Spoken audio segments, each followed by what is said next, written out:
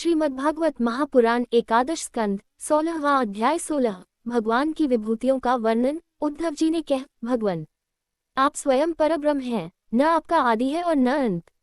आप आवरण रहित अद्वितीय तत्व हैं। समस्त प्राणियों और पदार्थों की उत्पत्ति, स्थिति, रक्षा और प्रलय के कारण भी आप ही हैं। आप ऊंचे नीचे सभी प्राणियों में स्थित हैं, परंतु जिन लोगों ने अपने मन और इंद्रियों को वश में नहीं किया है, वे आपको नहीं जान सकते। आपकी यथोचित उपासना तो ब्रह्मवेत्ता पुरुष ही करते हैं। बड़े बड़े ऋषि महर्षि आपके जिन रूपों और विभूतियों की परम भक्ति के साथ उपासना करके सिद्धि प्राप्त करते हैं, वह आप मुझसे कहिए।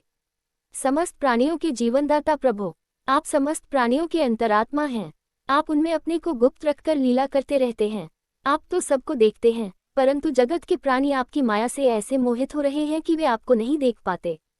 अचिंत्य ऐश्वर्य संपन्न प्रभो, पृथ्वी, स्वर, पाताल तथा दिशा विदिशाओं में आपके प्रभाव से युक्त जो भी विभूतियां हैं, आप कृपा करके मुझसे उनका वर्णन कीजिए।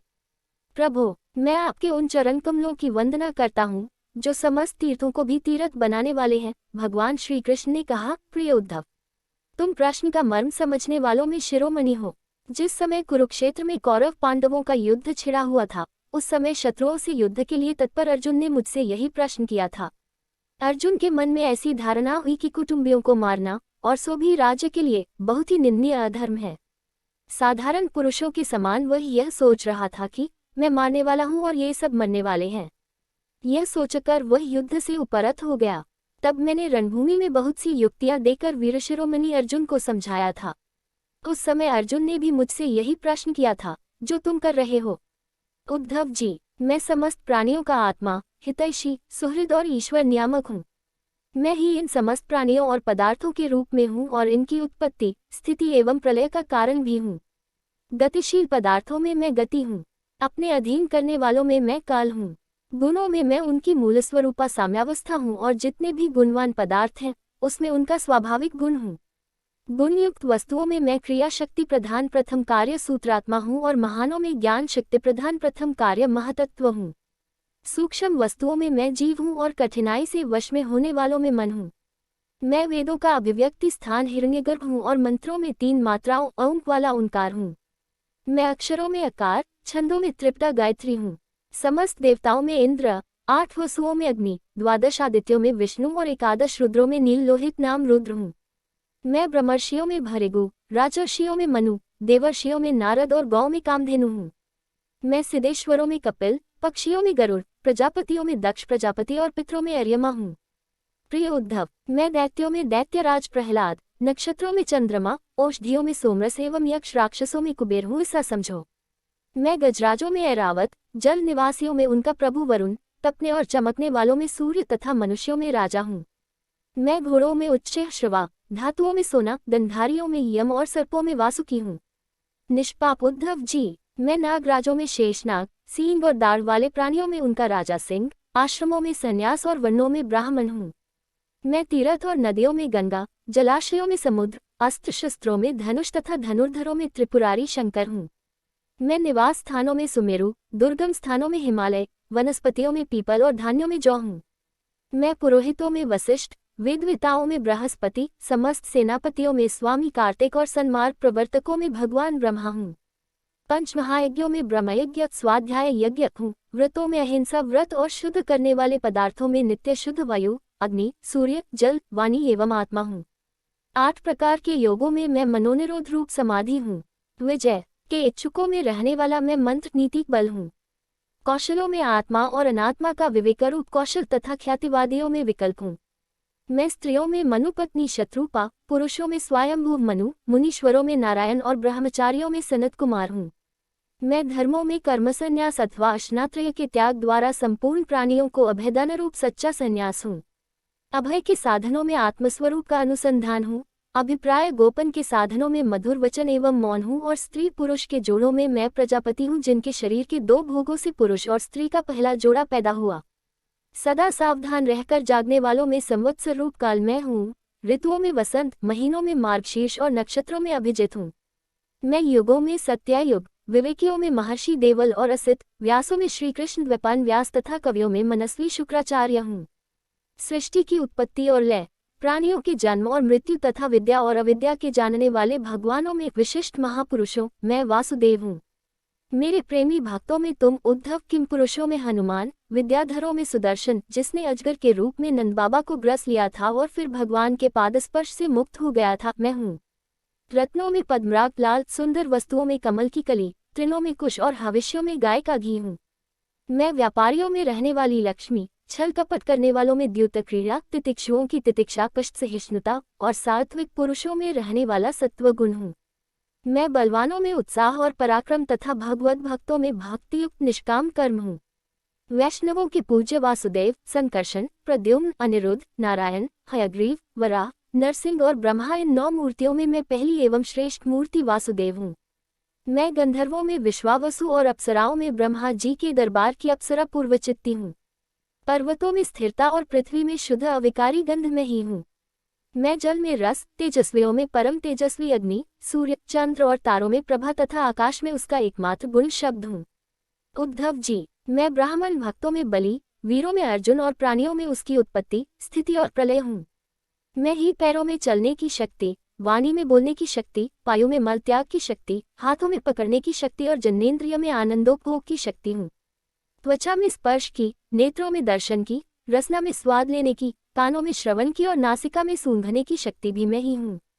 समस्त इंद्रियों की इंद्रिया शक्ति मैं ही हूँ। पृथ्वी, वायु, आकाश, जल, तेज, अहंकार, महतत्व, पंचमहाभूत, जीव, अव्यक्त, प्रकृति, सत्व, रज, तम और उनसे परे रहने वाला ब्रह्म, ये सब मैं ही हूँ। इन तत्वों की गणना, लक्षणों द्वारा उनका ज्ञान तथा तत्वज्ञान रूप उसका फल भी मैं ही हूँ। मैं ही ईश्वर हूँ, मैं ही जीव हूँ, मैं ही गुण और मैं ही गुणी हूँ। मैं ही सबका आत्मा हूँ और मैं ही सब कुछ हूँ। मेरे अतिरिक्त और कोई भी पदार्थ कहीं भी नहीं है। यदि मैं गिनने लगूं तो किसी समय परमाणुओं की गणना तो कर सकता हूँ, परंतु अपनी विभूतियों की गणना नहीं कर सकता।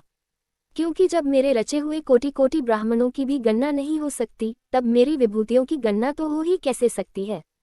ऐसा समझो कि जिसमें भी तेज, श्री, कीर्ति, ऐश्वर्य, लज्जा, त्याग, सौंदर्य, सौभाग्य, पराक्रम, तितिक्षा और विज्ञान आदि श्रेष्ठ गुण हो, वह मेरा ही अंश है।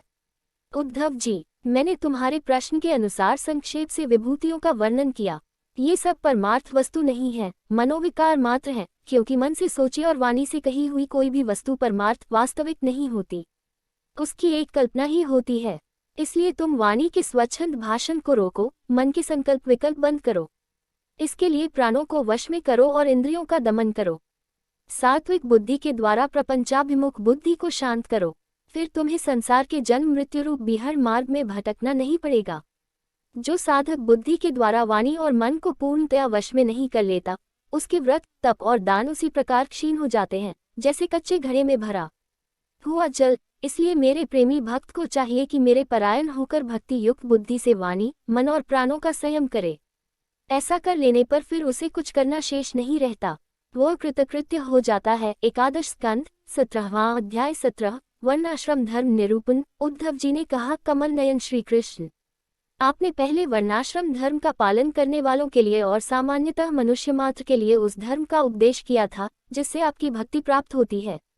अब आप कृपा करके यह बतलाइए कि मनुष्य किस प्रकार से अपने धर्म का अनुष्ठान करे जिससे आपके चरणों में उसे भक्ति प्राप्त हो जाए।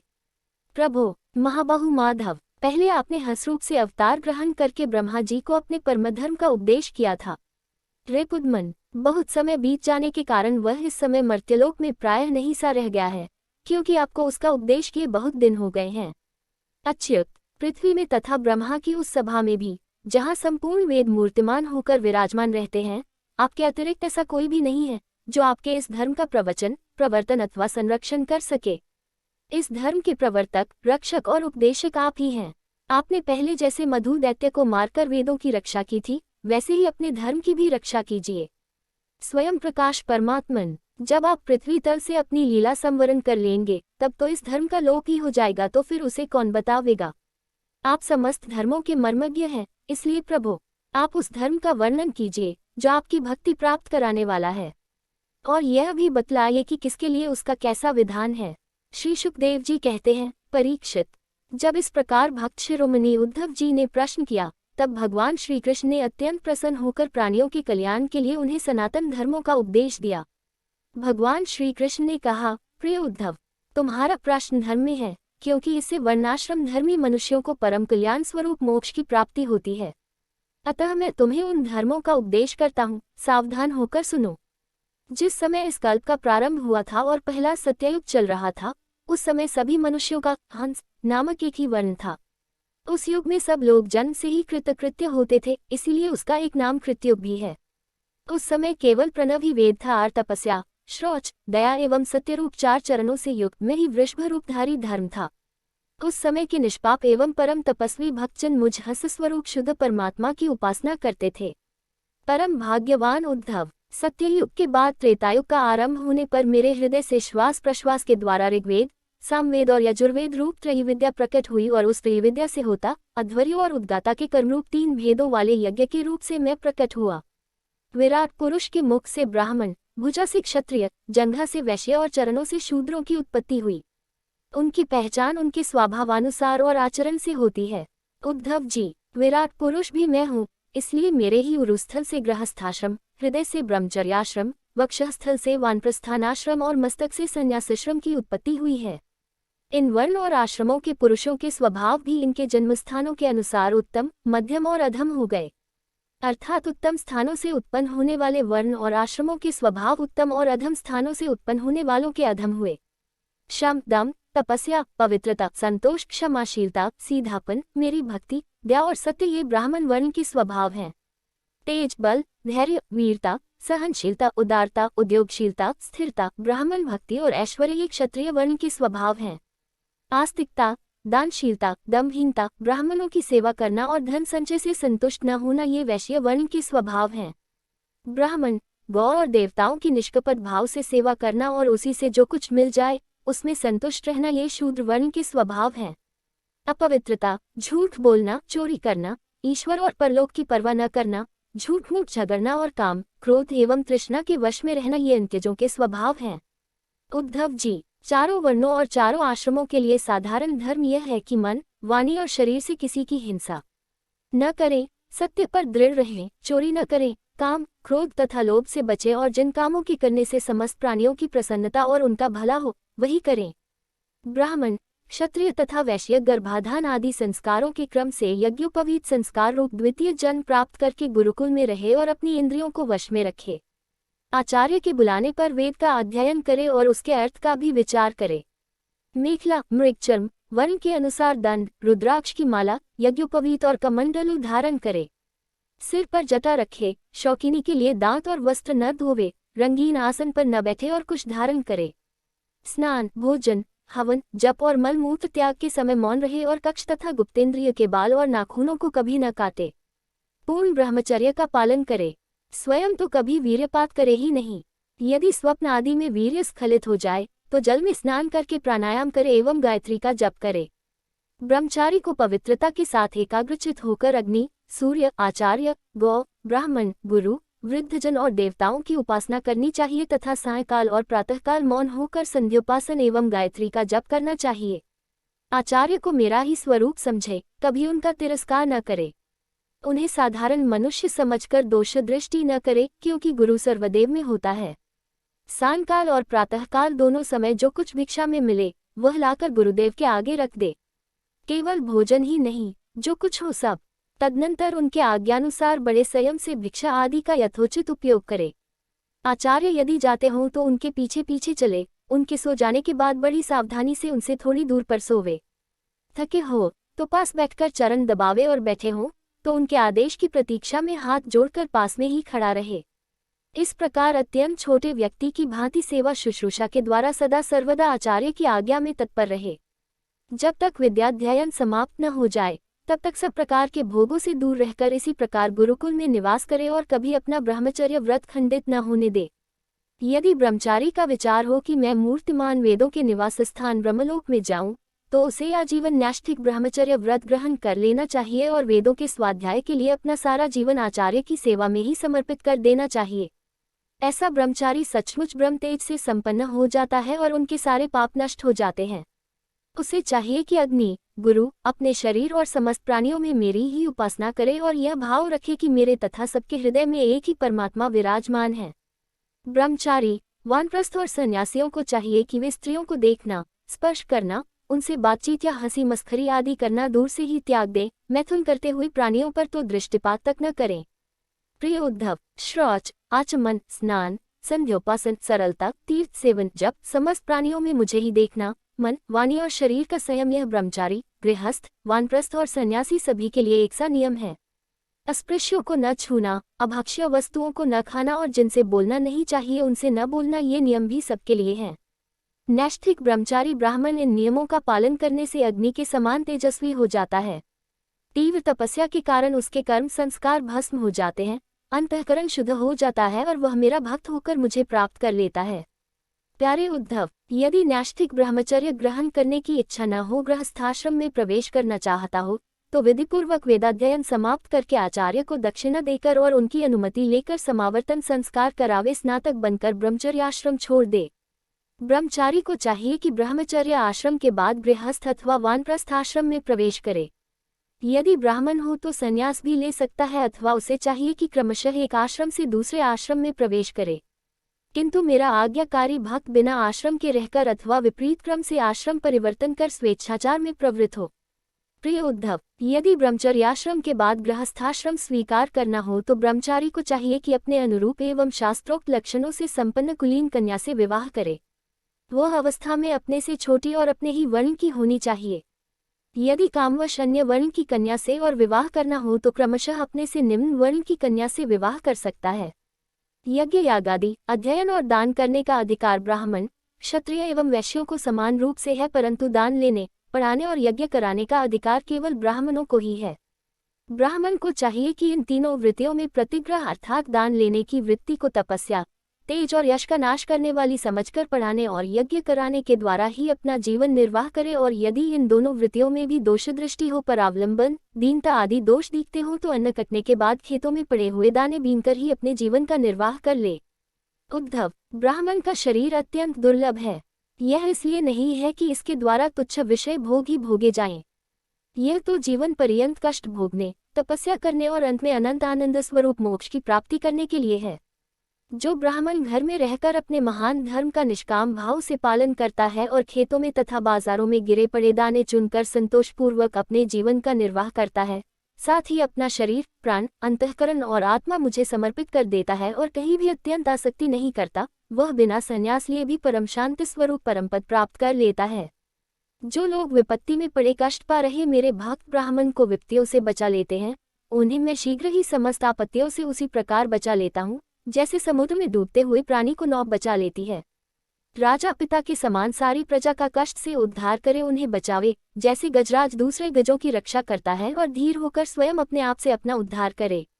जो राजा इस प्रकार प्रजा की रक्षा करता है, वह सारे पापों से मुक्त होकर अंत समय में सूर्य के समान तेजस्वी विमान पर चढ़कर स्वर्गलोक में जाता है और इंद्र के साथ सुख भोगता है।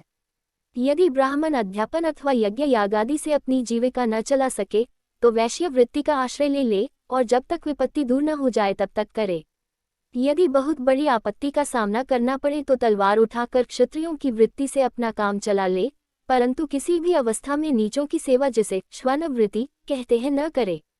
इसी प्रकार यदि क्षत्रिय भी प्रजापालन आदि के द्वारा अपने जीवन का निर्वाह न कर सके तो वैश्यवृत्ति, व्यापार आदि कर ले। बहुत बड़ी आपत्ति हो तो शिकार के द्वारा अथवा विद्यार्थियों को पढ़ाकर अपनी आपत्ति के दिन काट दे, परंतु नीचों की सेवा, श्वानवृत्ति का आश्रय कभी न ले। वैश्य भी आपत्ति के समय शूद्रों की वृत्ति सेवा से अपना जीवन निर्वाह कर ले और शूद्र चटाई बनाने आदि कारुवृत्ति का आश्रय ले, परंतु उद्धव, ये सारी बातें आपत्ति काल के लिए ही हैं। आपत्ति का समय बीत जाने पर निम्न वर्णों की वृत्ति से जीविकोपार्जन करने का लोभ न करे। गृहस्थ पुरुष को चाहिए कि वेदाध्ययन रूप ब्रह्मयज्ञ, तर्पण रूप पितृयज्ञ, हवन रूप देवयज्ञ, कलबली आदि भूतयज्ञ और अन्नदान रूप अतिथि यज्ञ आदि के द्वारा मेरे स्वरूप भूत ऋषि, देवता, पितर, मनुष्य एवं अन्य समस्त प्राणियों की यथाशक्ति प्रतिदिन पूजा करता रहे। गृहस्थ पुरुष अनायास प्राप्त अथवा शास्त्रोक्त रीति से उपार्जित अपने शुद्ध धन से अपने भृत्य आश्रित प्रजाजन को किसी प्रकार का कष्ट न पहुँचाते हुए न्याय और विधि के साथ ही यज्ञ करे। प्रिय उद्धव, गृहस्थ पुरुष कुटुंब में आसक्त न हो, बड़ा कुटुंब होने पर भी भजन प्रमाद न करे। बुद्धिमान पुरुष को यह बात समझ लेनी चाहिए कि जैसे इन लोक की सभी वस्तुएं नाशवान हैं, वैसे ही स्वर्गादि परलोक के भोग भी नाशवान ही हैं। यह जो स्त्री पुत्र भाई बंधु और गुरुजनों का मिलना जुलना है, यह वैसे ही है जैसे किसी प्याऊ पर कुछ बटोही इकट्ठे हो गए हों। सबको अलग अलग रास्ते जाना है। जैसे स्वप्न नींद टूटने तक ही रहता है, वैसे ही इन मिलने जुलने वालों का संबंध भी बस शरीर के रहने तक ही रहता है, फिर तो कौन किसको पूछता है। गृहस्थ को चाहिए कि इस प्रकार विचार करके घर गृहस्थी में फंसे नहीं, उसमें इस प्रकार अनासक्त भाव से रहे मानो कोई अतिथि निवास कर रहे। जो शरीर आदि में अहंकार और घर आदि में ममता नहीं करता, उसे घर गृहस्थी के फंदे बांध नहीं सकते। भक्तिमान पुरुष गृहस्थोचित शास्त्रोक्त कर्मों के द्वारा मेरी आराधना करता हुआ घर में ही रहे, अथवा यदि पुत्रवान हो तो वानप्रस्थ आश्रम में चला जाए या संन्यासाश्रम स्वीकार कर ले। प्रिय उद्धव, जो लोग इस प्रकार का गृहस्थ जीवन न बिताकर घर गृहस्थी में ही आसक्त हो जाते हैं, स्त्री पुत्र और धन की कामनाओं में फंसकर हाय हाय करते रहते और मूर्तावश स्त्रीलिंपट और कपन होकर मैं मेरे के फेर में पड़ जाते हैं, वे बंध जाते हैं। वे सोचते हैं, हाय हाय, मेरे माँ बाप बूढ़े हो गए, पत्नी के बाल बच्चे अभी छोटे छोटे हैं, मेरे न रहने पर ये दीन अनाथ और दुखी हो जाएंगे, फिर इनका जीवन कैसे रहेगा। इस प्रकार घर गृहस्थी की वासना से जिसका चित्त विक्षिप्त हो रहा है, वह मूढ़ बुद्धि पुरुष विषय भोगों से कभी तृप्त नहीं होता। उन्हीं में उलझकर अपना जीवन को बैठता है और मरकर घोर तमों में नरक में जाता है। एकादश स्कंद 18वां अध्याय 18 वानप्रस्थ और सन्यासी के धर्म। भगवान श्री कृष्ण कहते हैं, प्रिय उद्धव, यदि गृहस्थ मनुष्य वानप्रस्थ आश्रम में जाना चाहे तो अपनी पत्नी को पुत्रों के हाथ सौंप दे अथवा अपने साथ ही ले ले और फिर शांत चित्त से अपनी आयु का तीसरा भाग वन में ही रहकर व्यतीत करे। उसे वन के पवित्र कंद मूल और फलों से ही शरीर निर्वाह करना चाहिए। वस्त्र की जगह वृक्षों की छाल पहने अथवा घास पात और मृगछाला से ही काम निकाल ले। केश रोए, नख और मूंछ दाढ़ी रूप शरीर के मल को हटावे नहीं। दातुन न करे, जल में घुसकर त्रिकाल स्नान करे और धरती पर ही पड़ रहे। ग्रीष्म ऋतु में पंचाग्नि तपे, वर्षा ऋतु में खुले मैदान में रहकर वर्षा की बौछार सहे, जाड़े के दिनों में गले तक जल में डूबा रहे। इस प्रकार घोर तपस्या में जीवन व्यतीत करे। कंद मूलों को केवल आग में भूनकर खा ले अथवा समयानुसार पके हुए फल आदि के द्वारा ही काम चला ले। उन्हें कूटने की आवश्यकता हो तो ओखली में या सिल पर कूट ले, अन्यथा दांतों से ही चबा चबाकर खा ले। वानप्रस्थाश्रमी को चाहिए कि कौन सा पदार्थ कहाँ से लाना चाहिए, किस समय लाना चाहिए, कौन कौन पदार्थ अपने अनुकूल हैं, इन बातों को जानकर अपने जीवन निर्वाह के लिए स्वयं ही सब प्रकार के कंदमूल फल आदि ले आवे। देश काल आदि से अनभिज्ञ लोगों से लाए हुए अथवा दूसरे समय के संचित पदार्थों को अपने काम में न ले, नीवार आदि जंगली अन्न से ही चरु पुरोडाश आदि तैयार करे और उन्हीं से समयोचित आग्रहण आदि वैदिक कर्म करे। वानप्रस्थ हो जाने पर वेदविहित पशुओं द्वारा मेरा यजन न करे। वेदवेताओं ने वानप्रस्थी के लिए अग्निहोत्र, दर्श, पौर्णिमास और चातुर्मास्य आदि का वैसा ही विधान किया है जैसा गृहस्थों के लिए है। इस प्रकार घोर तपस्या करते करते मांस सूख जाने के कारण वानप्रस्थी की एक एक नस दिखने लगती है। वह इस तपस्या के द्वारा मेरी आराधना करके पहले तो ऋषियों के लोक में जाता है और वहां से फिर मेरे पास आ जाता है, क्योंकि तप मेरा ही स्वरूप है।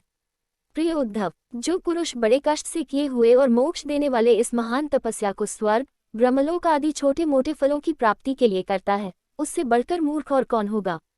इसलिए तपस्या का अनुष्ठान निष्काम भाव से ही करना चाहिए। प्यारे उद्धव, वानप्रस्थी जब अपने आश्रमोचित नियमों का पालन करने में असमर्थ हो जाए, बुढ़ापे के कारण उसका शरीर कांपने लगे, तब यज्ञाग्नियों को भावना के द्वारा अपने अंतःकरण में आरोपित कर ले और अपना मन मुझ में लगाकर अग्नि में प्रवेश कर जाए। यह विधान केवल उनके लिए है जो विरक्त नहीं है। यदि उसकी समझ में यह बात आ जाए कि काम्य कर्मों से उनके फलस्वरूप जो लोक प्राप्त होते हैं वे नरकों के समान ही दैकपूर्ण हैं और मन में लोक परलोक से पूरा वैराग्य हो जाए तो विधिपूर्वक यज्ञाग्नियों का परित्याग करके संन्यास ले ले। जो वानप्रस्थी सन्यासी होना चाहे वो पहले वेदविधि के अनुसार 8 प्रकार के श्राद्ध और प्राजापत्य यज्ञ से मेरा यजन करे। इसके बाद अपना सर्वस्व ऋत्विज को दे दे, यज्ञाग्नियों को अपने प्राणों में लीन कर ले और फिर किसी भी स्थान, वस्तु और व्यक्तियों की अपेक्षा न रखकर स्वच्छंद विचरण करे।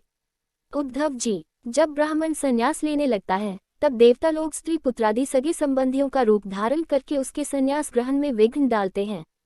वे सोचते हैं कि अरे, ये तो हम लोगों की अवहेलना कर हम लोगों को लांघ कर परमात्मा को प्राप्त होने जा रहा है। यदि सन्यासी वस्त्र धारण करे तो केवल लंगोटी लगा ले और अधिक से अधिक उसके ऊपर एक ऐसा छोटा सा टुकड़ा लपेट ले कि जिसमें लंगोटी ढक जाए तथा आश्रमोचित दंड और कमंडलू के अतिरिक्त और कोई भी वस्तु अपने पास न रखे। यह नियम आपत्तिकाल को छोड़कर सदा के लिए है। नेत्रों से धरती देखकर पैर रखे, कपड़े से छानकर जल पिए, मुंह से प्रत्येक बात सत्यपूत सत्य से पवित्र हुई ही निकाले और शरीर से जितने भी काम करे बुद्धिपूर्वक सोच विचार कर ही करे।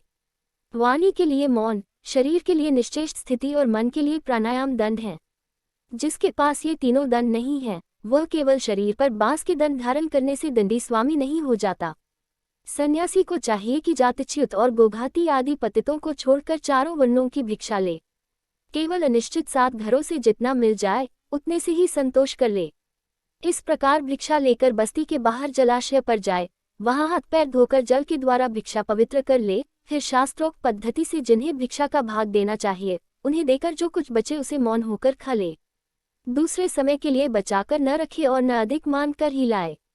सन्यासी को पृथ्वी पर अकेले ही विचरना चाहिए, उसकी कहीं भी आसक्ति न हो, सब इंद्रियां अपने वश में हों। वह अपने आप में ही मस्त रहे, आत्मप्रेम में ही तन्मय रहे, प्रतिकूल से प्रतिकूल परिस्थितियों में भी धैर्य रखे और सर्वत्र समान रूप से स्थित परमात्मा का अनुभव करता रहे।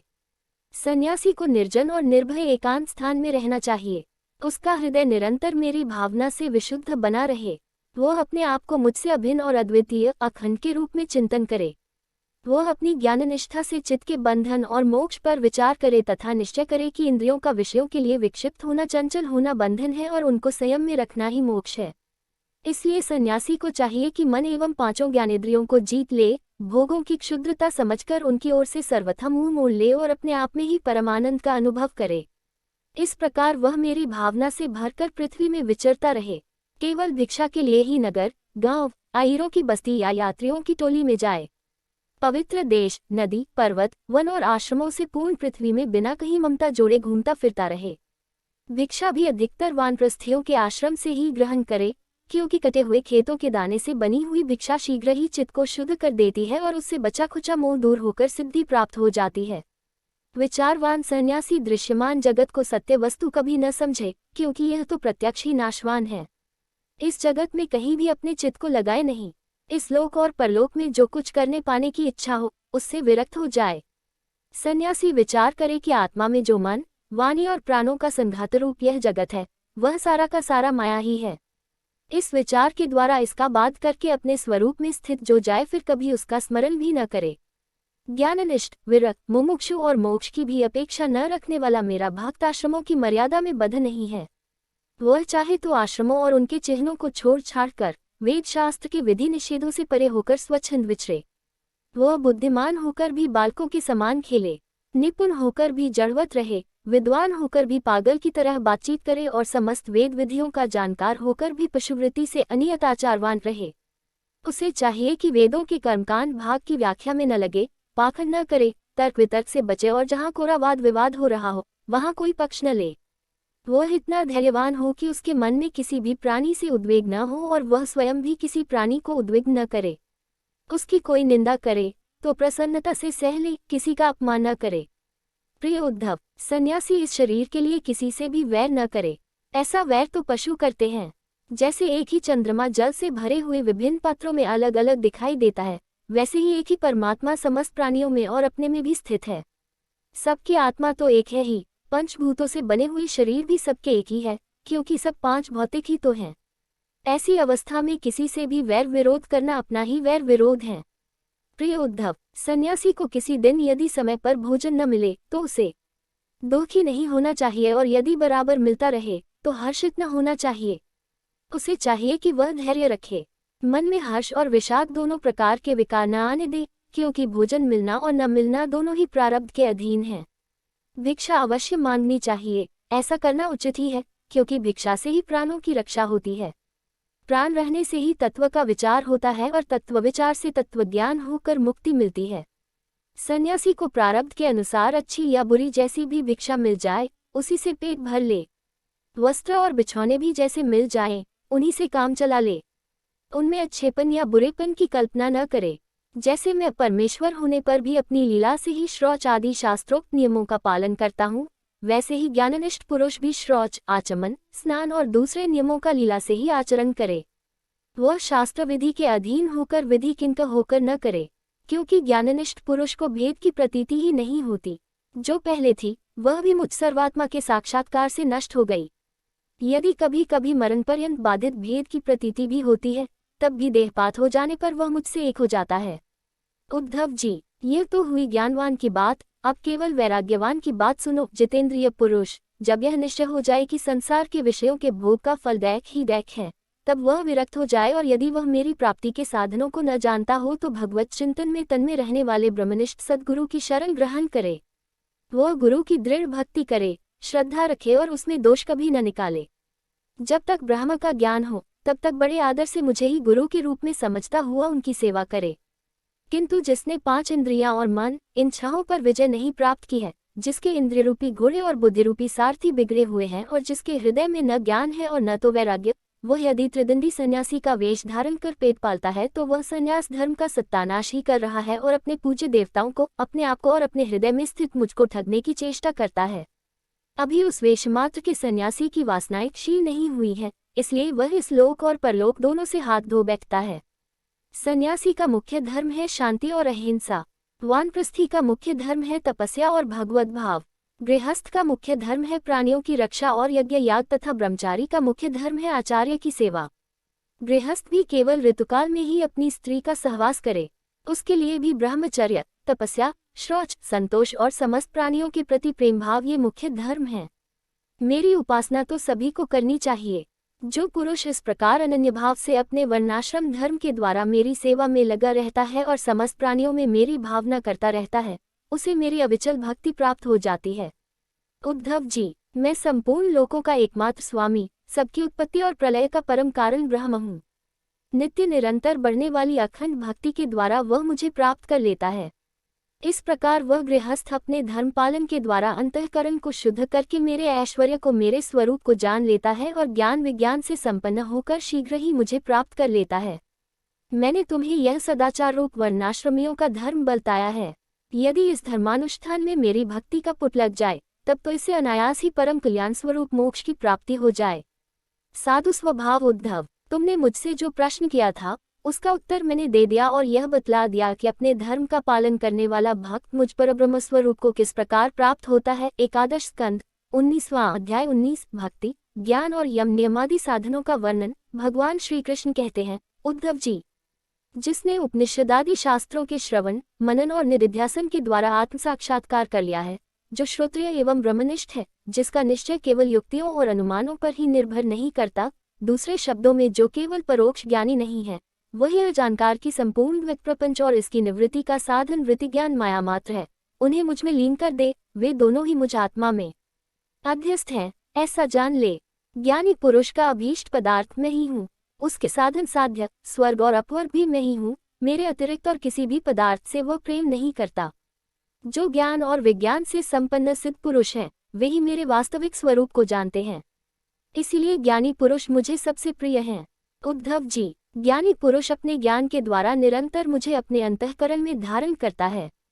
तत्वज्ञान के लेश मात्र का उदय होने से जो सिद्धि प्राप्त होती है, वह तपस्या, तीर्थ, जप, दान अथवा अंतःकरण शुद्धि के और किसी भी साधन से पूर्णतः नहीं हो सकती। इसलिए मेरे प्यारे उद्धव, तुम ज्ञान के सहित अपने आत्मस्वरूप को जान लो और फिर ज्ञान विज्ञान से संपन्न होकर भक्तिभाव से मेरा भजन करो। बड़े बड़े ऋषि मुनियों ने ज्ञान विज्ञान रूप यज्ञ के द्वारा अपने अंतःकरण में मुझ सब यज्ञों के अधिपति आत्मा का यजन करके परम सिद्धि प्राप्त की है।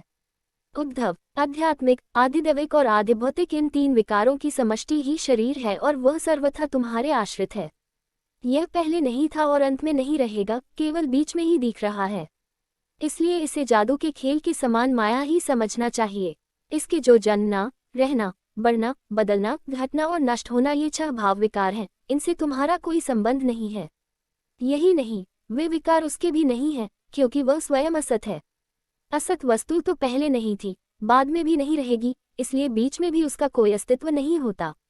उद्धव जी ने कहा, विश्वरूप परमात्मन, आप ही विश्व के स्वामी हैं। आपका यह वैराग्य और विज्ञान से युक्त सनातन एवं विशुद्ध ज्ञान जिस प्रकार सुदृढ़ हो जाए, उसी प्रकार मुझे स्पष्ट करके समझाइए और उस अपने भक्ति योग का भी वर्णन कीजिए, जिसे ब्रह्मा आदि महापुरुष भी ढूंढा करते हैं। मेरे स्वामी, जो पुरुष इस संसार के विकट मार्ग में तीनों तापों के थपेड़े खा रहे हैं और भीतर बाहर जल भून रहे हैं, उनके लिए आपके अमृतवर्षी युगल चरणारविंदों की छत्र छाया के अतिरिक्त और कोई भी आश्रय नहीं दिखता।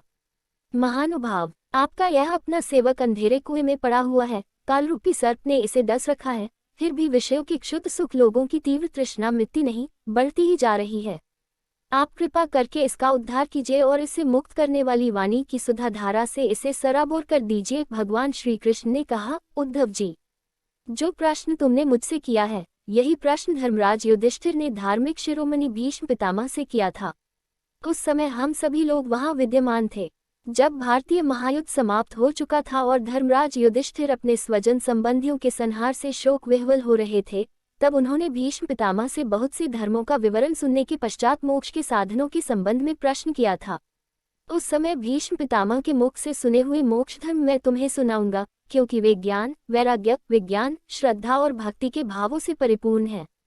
उद्धव जी, जिस ज्ञान से प्रकृति, पुरुष, महातत्व, अहंकार और पंच तन्मात्रा ये 9, 5 ज्ञानेंद्रिय, 5 कर्मेंद्रिय और 1 मन ये 11, 5 महाभूत और 3 गुण अर्थात इन 28 तत्वों को ब्रह्मा से लेकर तृण तक संपूर्ण कार्यों में देखा जाता है और इनमें भी एक परमात्मा तत्व को अनुगत रूप से देखा जाता है, वह परोक्ष ज्ञान है, ऐसा मेरा निश्चय है।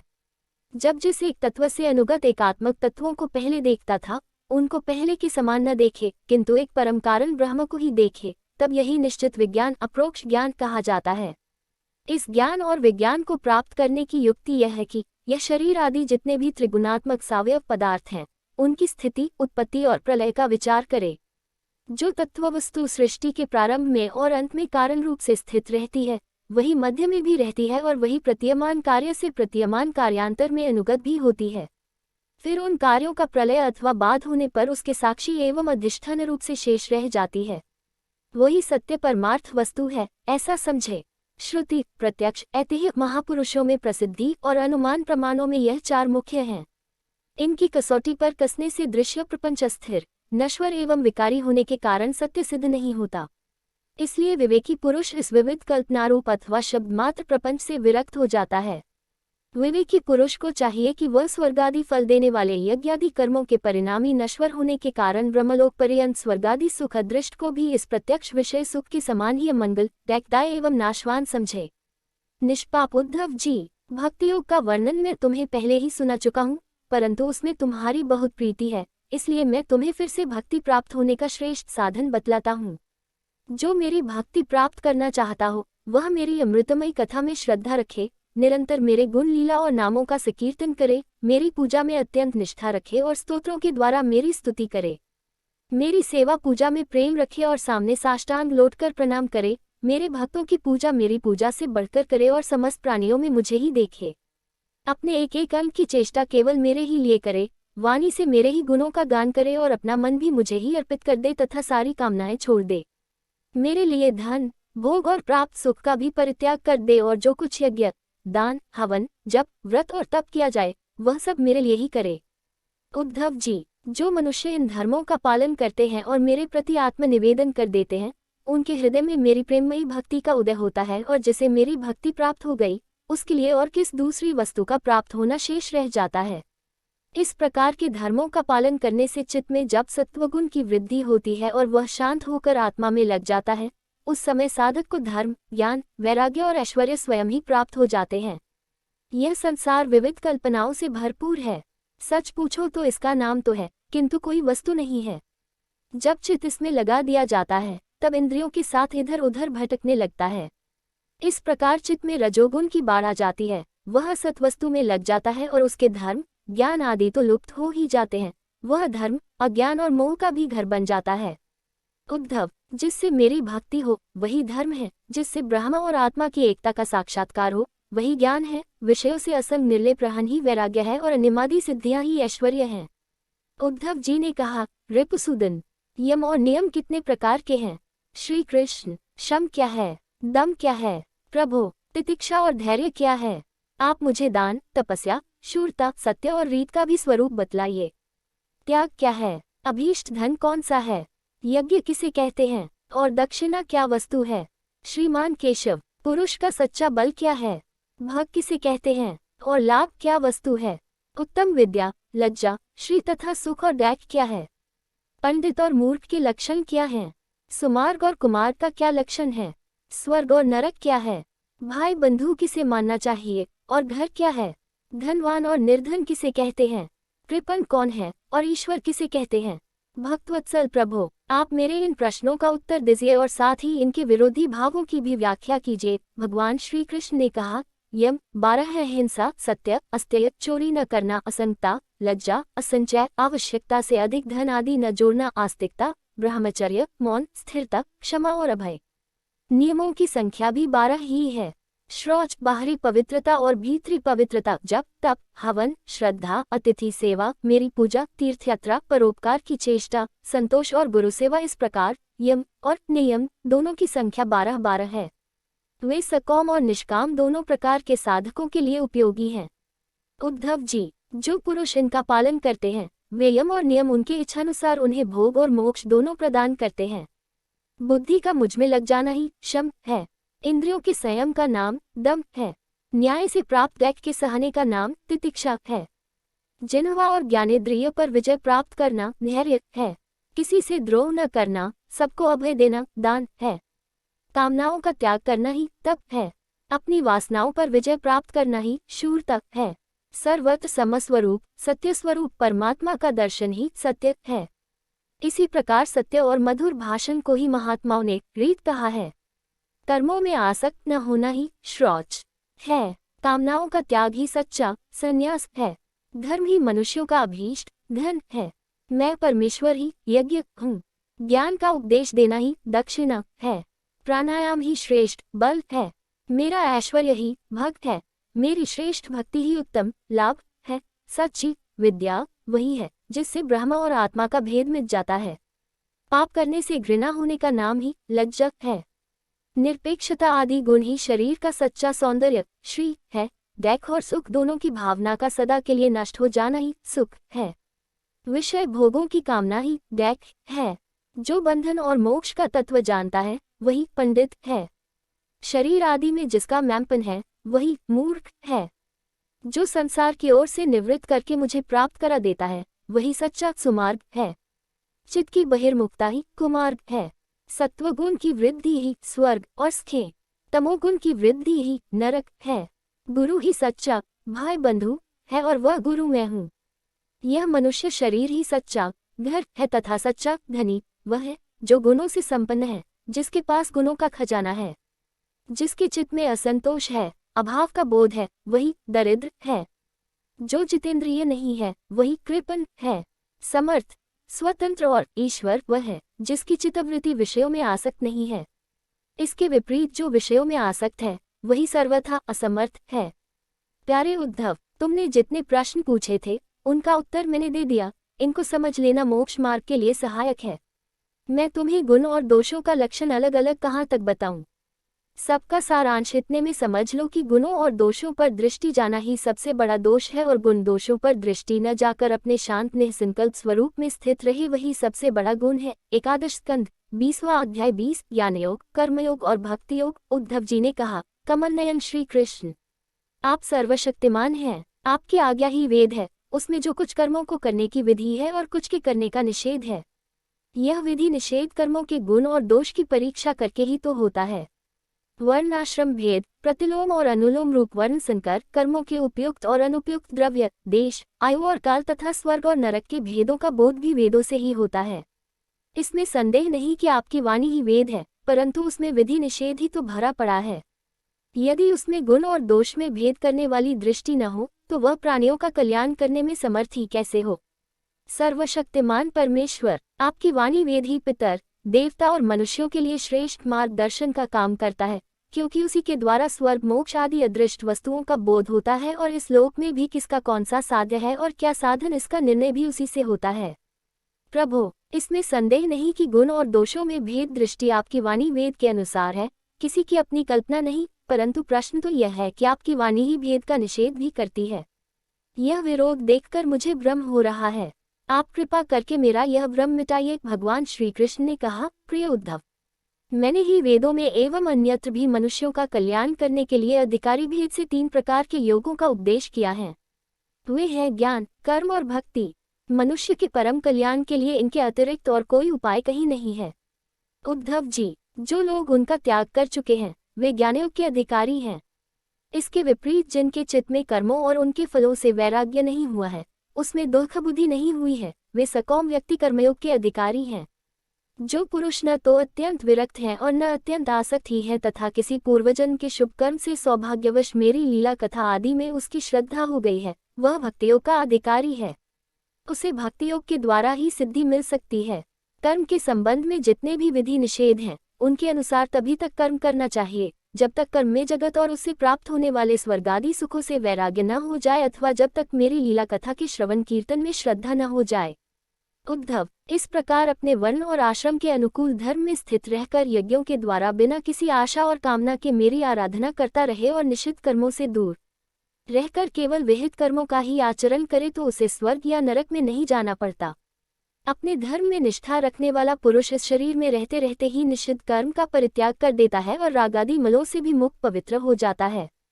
इसी से अनायास ही उसे आत्म साक्षात्कार रूप विशुद्ध तत्वज्ञान अथवा द्रुतचित होने पर मेरी भक्ति प्राप्त होती है।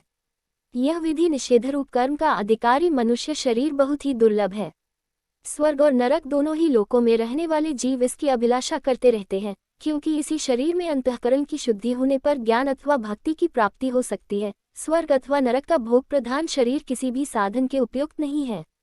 बुद्धिमान पुरुष को न तो स्वर्ग की अभिलाषा करनी चाहिए और न नरक की ही। और तो क्या, इस मनुष्य शरीर में गुणबुद्धि और अभिमान हो जाने से अपने वास्तविक स्वरूप की प्राप्ति के साधन में प्रमाद होने लगता है। यद्यपि यह मनुष्य शरीर है तो मृत्युग्रस्त ही, परंतु इसके द्वारा परमार्थ की सत्य वस्तु की प्राप्ति हो सकती है। बुद्धिमान पुरुष को चाहिए कि यह बात जानकर मृत्यु होने के पूर्व ही सावधान होकर ऐसी साधना कर ले जिससे वह जन्म मृत्यु के चक्कर से सदा के लिए छूट जाए, मुक्त हो जाए। यह शरीर एक वृक्ष है, इसमें घोंसला बनाकर जीवरूप पक्षी निवास करता है। इसे यमराज के दूत प्रतिक्षण काट रहे हैं। जैसे पक्षी कटते हुए वृक्ष को छोड़कर उड़ जाता है, वैसे ही अनासक्त जीव भी इस शरीर को छोड़कर मोक्ष का भागी बन जाता है, परंतु आसक्त जीव दैख ही भोगता रहता है। प्रिय उद्धव, ये दिन और रात क्षण क्षण में शरीर की आयु को क्षीण कर रहे हैं। यह जानकर जो भय से कांप उठता है, वह व्यक्ति इसमें आसक्ति छोड़कर परमतत्व का ज्ञान प्राप्त कर लेता है और फिर इसके जीवन मरण से निरपेक्ष होकर अपने आत्मा में ही शांत हो जाता है। यह मनुष्य शरीर समस्त शुभ फलों की प्राप्ति का मूल है और अत्यंत दुर्लभ होने पर भी अनायास सुलभ हो गया है। इस संसार सागर से पार जाने के लिए यह एक सुदृढ़ नौक है। शरण ग्रहण मात्र से ही गुरुदेव इसके केवट बनकर पतवार का संचालन करने लगते हैं और स्मरण मात्र से ही मैं अनुकूल वायु के रूप में इसे लक्ष्य की ओर बढ़ाने लगता हूँ। इतनी सुविधा होने पर भी जो इस शरीर के द्वारा संसार सागर से पार नहीं हो जाता, वह तो अपने हाथों अपने आत्मा का हनन अध्ययन कर रहा है। प्रिय उद्धव, जब पुरुष दोषदर्शन के कारण कर्मों से उद्विग्न और विरक्त हो जाए, तब जितेंद्रिय होकर वह योग में स्थित हो जाए और अभ्यास आत्मानुसंधान के द्वारा अपना मन मुझ परमात्मा में निश्चल रूप से धारण करे। जब स्थिर करते समय मन चंचल होकर इधर उधर भटकने लगे, तब झटपट बड़ी सावधानी से उसे मनाकर, समझा बुझाकर, फुसलाकर अपने वश में कर ले। इंद्रियों और प्राणों को अपने वश में रखे और मन को एक क्षण के लिए भी स्वतंत्र न छोड़े। उसकी एक एक चाल, एक एक हरकत को देखता रहे। इस प्रकार सत्वसंपन्न बुद्धि के द्वारा धीरे धीरे मन को अपने वश में कर लेना चाहिए। जैसे सवार घोड़े को अपने वश में करते समय उसे अपने मनोभाव की पहचान कराना चाहता है, अपनी इच्छा के अनुसार उसे चलाना चाहता है और बार बार फुसलाकर उसे अपने वश में कर लेता है, वैसे ही मन को फुसलाकर उसे मीठी मीठी बातें सुनाकर वश में कर लेना ही परम योग है। सांख्य शास्त्र में प्रकृति से लेकर शरीर पर्यंत सृष्टि का जो क्रम बतलाया गया है, उसके अनुसार सृष्टि चिंतन करना चाहिए और जिस क्रम से शरीर आदि का प्रकृति में लय बताया गया है, उस प्रकार लय चिंतन करना चाहिए। यह क्रम तब तक जारी रखना चाहिए जब तक मन शांत स्थिर न हो जाए। जो पुरुष संसार से विरक्त हो गया है और जिसे संसार के पदार्थों में दैक बुद्धि हो गई है, वह अपने गुरुजनों के उपदेश को भली भांति समझकर बार बार अपने स्वरूप के ही चिंतन में संलग्न रहता है। इस अभ्यास से बहुत शीघ्र ही उसका मन अपनी वह चंचलता, जो अनात्मा शरीर आदि में आत्मबुद्धि करने से हुई है, छोड़ देता है। यम, नियम, आसन, प्राणायाम, प्रत्याहार, धारणा, ध्यान, समाधि आदि योग मार्गों से वस्तुतत्व का निरीक्षण परीक्षण करने वाली आत्मविद्या से तथा मेरी प्रतिमा की उपासना से अर्थात कर्मयोग, ज्ञानयोग और भक्ति योग से मन परमात्मा का चिंतन करने लगता है, और कोई उपाय नहीं है। उद्धव जी, वैसे तो योगी कभी कोई निंदित कर्म करता ही नहीं, परंतु यदि कभी उससे प्रमादवश कोई अपराध बन जाए तो योग के द्वारा ही उस पाप को जला डाले। कृच्छ्र, चांद्रायन आदि दूसरे प्रायश्चित कभी न करे। अपने अपने अधिकार में जो निष्ठा है वही गुण कहा गया है। इस गुण दोष और विधि निषेध के विधान से यह तात्पर्य निकलता है कि किसी प्रकार विषयासक्ति का परित्याग हो जाए, क्योंकि कर्म तो जन्म से ही अशुद्ध हैं, अनर्थ के मूल हैं। शास्त्र का तात्पर्य उनका नियंत्रण नियम ही है। जहाँ तक हो सके प्रवृत्ति का संकोच ही करना चाहिए। जो साधक समस्त कर्मों से विरक्त हो गया हो, उनमें दुख बुद्धि रखता हो, मेरी लीला कथा के प्रति श्रद्धालु हो और यह भी जानता हो कि सभी भोग और भोग वासनाएं दुख रूप हैं, किंतु इतना सब जानकर भी जो उनके परित्याग में समर्थ न हो, उसे चाहिए कि उन भोगों को तो भोग ले, परंतु उन्हें सच्चे हृदय से दुखजनक समझे और मन ही मन उनकी निंदा करे तथा उसे अपना दुर्भाग्य ही समझे। साथ ही इस दुविधा की स्थिति से छुटकारा पाने के लिए श्रद्धा, दृढ़ निश्चय और प्रेम से मेरा भजन करे। इस प्रकार मेरे बतलाए हुए भक्ति योग के द्वारा निरंतर मेरा भजन करने से मैं उस साधक के हृदय में आकर बैठ जाता हूँ और मेरे विराजमान होते ही उसके हृदय की सारी वासनाएं अपने संस्कारों के साथ नष्ट हो जाती हैं। इस तरह जब उसे मुझ सर्वात्मा का साक्षात्कार हो जाता है, तब तो उसके हृदय की गांठ टूट जाती है, उसके सारे संशय छिन्न भिन्न हो जाते हैं और कर्मवासनाएं सर्वथा क्षीण हो जाती हैं। इसी से जो योगी मेरी भक्ति से युक्त और मेरे चिंतन में मग्न रहता है, उसके लिए ज्ञान अथवा वैराग्य की आवश्यकता नहीं होती। उसका कल्याण तो प्रायः मेरी भक्ति के द्वारा ही हो जाता है। कर्म, तपस्या, ज्ञान, वैराग्य, योगाभ्यास, दान, धर्म और दूसरे कल्याण साधनों से जो कुछ स्वर्ग, अपवर्ग, मेरा परमधाम अथवा कोई भी वस्तु प्राप्त होती है, वह सब मेरा भक्त मेरे भक्तियोग के प्रभाव से ही, यदि चाहे तो, अनायास प्राप्त कर लेता है। मेरे अनन्य प्रेमी एवं धैर्यवान साधु भक्त स्वयं तो कुछ चाहते ही नहीं। यदि मैं उन्हें देना चाहता हूँ और देता भी हूँ तो भी दूसरी वस्तुओं की तो बात ही क्या, वे केवल मोक्ष भी नहीं लेना चाहते। उद्धव जी, सबसे श्रेष्ठ एवं महान निःश्रेयस परम कल्याण तो निरपेक्षता का ही दूसरा नाम है। इसलिए जो निष्काम और निरपेक्ष होता है, उसी को मेरी भक्ति प्राप्त होती है। मेरे अनन्य प्रेमी भक्तों का और उन समदर्शी महात्माओं का, जो बुद्धि से अतीत परमतत्व को प्राप्त हो चुके हैं, इन विधि और निषेध से होने वाले पुण्य और पाप से कोई संबंध ही नहीं होता। इस प्रकार जो लोग मेरे बतलाए हुए इन ज्ञान, भक्ति और कर्मयोगों का आश्रय लेते हैं, वे मेरे परम कल्याण स्वरूप धाम को प्राप्त होते हैं, क्योंकि वे परब्रह्म तत्व को जान लेते हैं।